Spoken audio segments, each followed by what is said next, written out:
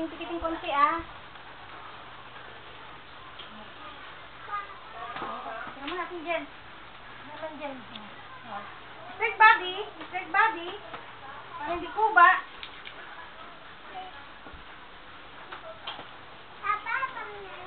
Hawak mo to. Hawak mo din, hawak mo din. Wait lang, ha? Siyempre, pampaganda. Para hindi maghulog-hulog ka yung mga buhok. Oo nga.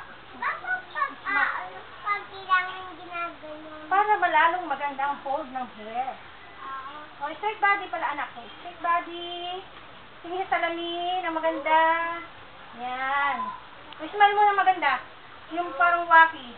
Pero hindi yung cute na smile. Yan. Perfect. Very good. Very good.